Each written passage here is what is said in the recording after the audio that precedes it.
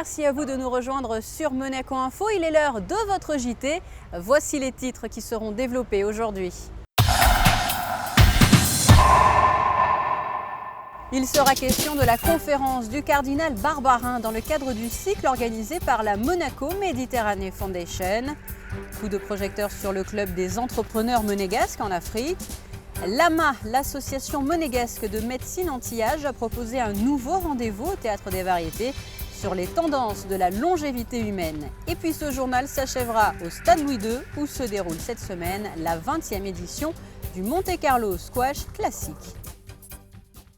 Avant de développer ces titres, 11 novembre 1918, 11 novembre 2015, presque 100 ans séparent ces deux dates. Souvenez-vous, l'armistice mettant fin à la Première Guerre mondiale avait été signé à Rotonde. Plusieurs temps forts ponctuent chaque année les commémorations de ce 11 novembre, y compris ici en Principauté. Des commémorations auxquelles a pris part le ministre d'État, son Excellence Michel Roger. Au boulevard de Belgique, tout d'abord, devant le monument dédié à la mémoire du roi Albert Ier, le roi de Belgique. Au cimetière ensuite de Monaco, les commémorations ont eu lieu devant le monument aux morts, en mémoire notamment des personnes disparues dans ce conflit mondial. Enfin, vous le voyez, plusieurs personnalités ont assisté au 3e volet de ces commémorations de l'armistice à la Maison de France, rue Grimaldi.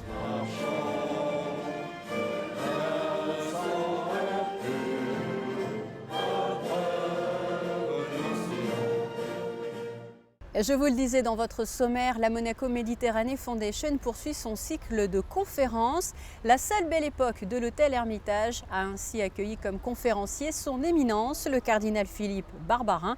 Reportage réalisé sur place par Fabien Bonilla et Lionel Bernardi. Le cardinal Philippe Barbarin, archevêque de Lyon, primat des Gaules et président des œuvres pontificales missionnaires. Cet homme de foi était en principauté pour parler des drames que vivent les chrétiens d'Orient et plus précisément lancer un appel aux hommes et aux femmes de bonne volonté à venir en aide aux populations persécutées, abandonnées et épuisées par ce calvaire, une aide sous forme de prière et de dons.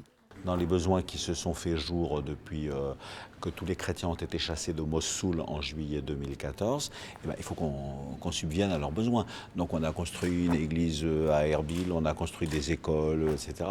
Et du coup, les œuvres pontificales missionnaires ont dit, l'argent qui est donné au Saint-Siège, il faut qu'il aille pour ces pauvres-là, parce que là, il y a un énorme besoin. Si vous voulez, vous avez les choses de la gestion habituelle, faire en sorte que tel diocèse puisse vivre et tel séminaire puisse accueillir ces séminaristes, alors que les familles ne peuvent pas participer, ce qui est le cas dans tous les pays très pauvres du monde. Mais vous avez aussi un drame. Donc un drame, c'est des quantités de réfugiés, c'est plus de 100 000 qui arrivent à Erbil, qui n'ont pas de logement, qui n'ont pas d'école, qui n'ont pas d'église, qui n'ont rien du tout. Alors du coup, les œuvres pontificales missionnaires, avec beaucoup d'autres mondes, l'œuvre d'Orient, l'aide à l'église en détresse, beaucoup de fondations, et venant de tous les pays, disent, là, on y va, on donne. Donc par exemple en juin dernier, j'ai participé à l'inauguration d'une église et d'une école d'ailleurs à Erbil pour 900 enfants. Et les œuvres pontificales missionnaires y avaient participé, donc c'est très joyeux. Les projets soutenus et financés par les œuvres pontificales missionnaires ont déjà permis de soutenir concrètement les communautés chrétiennes d'Orient à hauteur de 820 000 $. À l'issue de cette conférence, le cardinal Philippe Barbarin a été reçu ainsi que de nombreux invités par le ministre d'État en sa résidence. Il a vu le jour il y a 1 an et demi et vient de réaliser sa première mission sur le terrain. Le club des entrepreneurs monégasques en Afrique compte désormais 14 membres. Présentation de cette nouvelle structure avec Patricia Navarro. Ils représentent à eux seuls 1,5 milliard d'euros de chiffre d'affaires en Afrique. Des entrepreneurs de Monaco, une quinzaine, ont décidé d'unir leurs forces pour constituer un club. L'objectif, un partage d'expériences, un renforcement des liens entre eux, mais aussi et surtout, peut-être avant tout, un hommage au continent africain qu'ils affectionnent tant. L'ADN commun, c'est l'Afrique. Alors on avait déjà beaucoup voyagé ensemble, on avait organisé aussi avec 3 sociétés monégasques, donc Ascoma, Sonema et Martin Morel, un premier voyage autour du Printemps des Arts et de l'Orchestre Guimardis il y a 2 ans à Kinshasa. Et là est venue l'idée de, en Belgique on dit l'union fait la force, je crois que c'est l'idée ici également de ce club, c'est de réunir toutes les entreprises dynamiques sur l'Afrique Et on a donc, avec 5 sociétés fondatrices, on a ajouté les sociétés Mercure International et ESCO, créé le SEMA, et on l'ouvre à toutes les entreprises qui sont dynamiques et actives en Afrique. Toutes nos entreprises du club, selon le degré des personnes, ont un lien obligatoire sur ce continent qui n'est pas facile, bien sûr, il faut le reconnaître, mais de la volonté d'agir et de l'aimer. Parce que de toute façon, on ne le rêve pas, on fait pas de PowerPoint, on y travaille au quotidien. Donc ce n'est pas tous les jours facile, mais nous avons l'ambition de réussir et bien sûr qu'il faut être attaché aux principes de l'Afrique, de son développement. Les membres du SEMA sont présents dans 45 pays africains. Ils veulent encourager de bonnes pratiques commerciales, soutenir les populations locales et contribuer au développement de ces pays, dont de très nombreux font partie des pays les plus pauvres de la planète. Notre activité principale, c'est plutôt lié, dans le passé, était plutôt liée à des acteurs sur le terrain africain, mais pas nécessairement des Africains. Aujourd'hui, je pense que les Africains deviennent un moteur et sera plutôt important pour nous de faire démarrer des relations avec des entrepreneurs africains, des acteurs africains. Et ça, je pense qu'avec ce MA, sera un véhicule très important pour nous pour développer ça. Le SEMA organisera une mission sur le terrain par an. Les membres du club viennent d'ailleurs de se rendre à Kinshasa, au Congo. Et ils ont également pour projet de rencontrer régulièrement sur Monaco des industriels étrangers qui travaillent eux aussi sur le continent africain. Régulièrement, l'association monégasque de médecine anti-âge propose différents rendez-vous liés à la santé, comme des conférences. La dernière en date a eu lieu au Théâtre des Variétés. Retour sur ce rendez-vous dans ce reportage. L'association monégasque de médecine anti-âge est une association pluridisciplinaire dédiée à la science du bien vieillir. Et les thèmes abordés lors de ces conférences précédentes: peut-on vieillir sans cancer, la longévité de notre cerveau et la nutrition, le sport, un atout du bien vieillir, illustrent les objectifs d'information. Et l'information portée ce soir-là sur une thématique qui a attiré un très large public, les tendances de la longévité humaine. Voici sans plus tarder un état actuel de l'évolution de notre espérance de vie. La tendance aujourd'hui, c'est que nous avons constaté vis-à-vis de ce qui s'est passé au long du 19e siècle, du 20e siècle, c'est une amélioration de l'espérance de vie.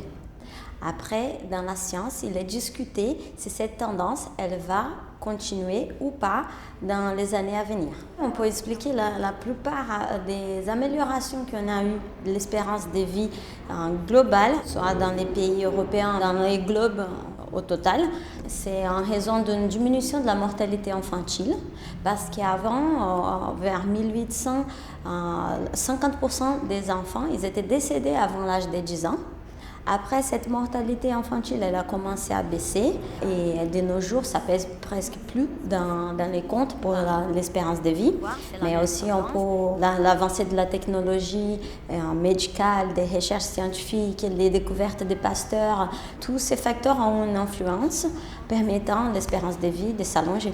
Existe-t-il aujourd'hui des clés à notre portée pour espérer vivre plus longtemps? Voici quelques éléments de réponse. En santé publique, nous avons déjà quelques directives. Par exemple, la pratique du sport. Faire l'activité physique, c'est déjà connu pour une meilleure espérance de vie. Une bonne alimentation aussi. Une vie sans stress, s'il est possible. Mais tous ces facteurs peuvent contribuer pour les spectateurs à avoir une meilleure espérance de vie. Une conférence débat qui aura donc permis à cette doctorante de partager avec le public des connaissances scientifiques et de diffuser des résultats de recherche. Du sport avec cette compétition au Stade Louis II, la 20e édition du Monte Carlo Squash Classique, un tournoi exclusivement féminin, comme vous l'explique Frédéric Elion.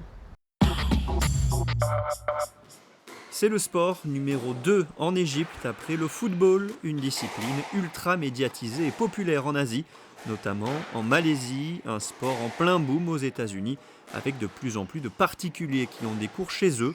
Le squash rassemble depuis plusieurs années de plus en plus d'adeptes en France également, grâce notamment aux performances au plus haut niveau de Thierry Lincou et Grégory Gauthier chez les hommes et de Camille Serme chez les femmes. À Monaco, le squash, c'est un grand rendez-vous annuel, le Monte Carlo Squash Classic, le deuxième tournoi le plus important du calendrier européen, fête ses 20 ans cette année. Aujourd'hui, au niveau du tour WSA, qui est le tour féminin du squash, l'Europe est un petit peu derrière l'Asie, puisqu'ils ont des tournois qui sont bien plus dotés que le nôtre. Néanmoins, nous sommes devenus vraiment un vrai classique. Après 20 ans que nous reproduisons l'événement, année après année, les joueuses sont habituées à venir et font l'effort de venir. Les 16 joueuses présentes dans le tableau final du tournoi font partie de l'élite mondiale du squash féminin. Les meilleures sont dans le top 10, les moins bien classées dans le top 30. Cette année, nous avons plus d'anglaises. D'habitude, nous avons plus d'égyptiennes, mais cette année, du fait d'un tournoi qui a eu au Qatar la semaine dernière, nous avons moins d'égyptiennes. Il faut savoir que les égyptiennes sont les meilleures joueuses au monde à l'heure actuelle, et les anglaises sont également, soit les égyptiennes sont numéro 1, soit sont les anglaises. Donc nous avons 3 anglaises dans le tableau, en tête de série, et nous avons également Rachel Greenham, qui est une Australienne, qui a été finaliste dans notre tournoi mais qui n'a jamais gagné. Par contre, sa sœur Nathalie a déjà gagné 2 fois le tournoi. La tête de série numéro 1 du tournoi est l'anglaise Sarah Jane Perry. Au premier tour, elle affrontait mardi l'américaine Olivia Blatchford, une des 4 joueuses sorties des qualifications. Ce 20e Monte Carlo Squash Classic se déroule au Stade Louis II jusqu'au vendredi 13 novembre avec la finale à 19h. Dans le reste de l'actualité, pour terminer, vous faisiez peut-être partie en octobre des personnes qui ont pu visiter gratuitement des lieux ouverts au public, à l'image de la résidence du ministre d'État ou de bien d'autres lieux. Eh bien, sachez que la direction des affaires culturelles a organisé une soirée afin de remercier tous les acteurs qui ont contribué au beau succès de cette édition 2015. Rendez-vous l'année prochaine. La culture à Monaco, un thème qui sera peut-être évoqué prochainement sur Azur TV, puisque la chaîne a réalisé des tournages et des interviews au Grimaldi Forum dans le cadre d'une émission consacrée à la principauté. Vous avez pu le découvrir, le directeur de l'Éducation nationale, de la jeunesse et des sports, Isabelle Bonal, Olivier Vanden de la Fondation Prince Albert II ou encore Hervé Hachbach de Fight Aids Monaco figurent parmi les personnes interviewées. Société Générale Private Banking vous présente la météo. Voilà pour l'essentiel de l'actualité. Passons à présent à vos prévisions météo. Jeudi, du soleil et quelques nuages, mais pas de pluie, température comprise entre 15 et 20 degrés. Vendredi, pas de changement, un temps assez ensoleillé et des températures assez douces. Samedi, un soleil intermittent sans grande détérioration du temps, comptez jusqu'à 19 degrés au meilleur de la journée. Et puis dimanche, une belle journée avec quelques nuages discrets.